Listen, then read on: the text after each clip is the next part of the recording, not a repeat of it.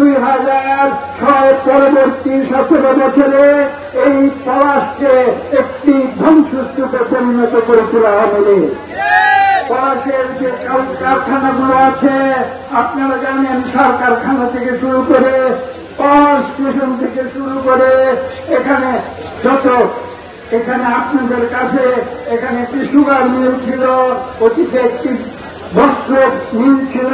এই সমস্ত কিছু তারা পলাশের সেই কলকারখানা লুটপাট করে আওয়ামী লীগ তারা নিজেদের পকেট ভর্তি করেছিল।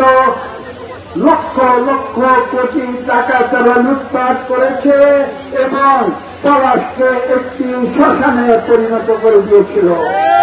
আজকের সময় এসেছে পলাশের জনগণকে মাথা তুলে দাঁড়াতে হবে এবং আজকে আমরা পুনরায় গণতন্ত্রের জন্য এবং শহীদ প্রেসিডেন্ট জিয়াউর রহমানের উৎপাদনের রাজনীতির জন্য আমরা নিজেদের রাজপথে নিয়োজিত রেখেছি।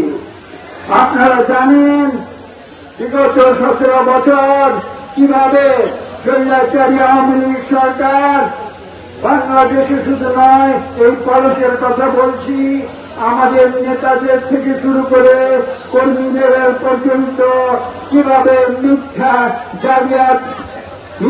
জালিয়াতি করে কিভাবে গাড়ি মামলা দিয়ে আমাদের নেতা কর্মীদের হয়রানি করেছে।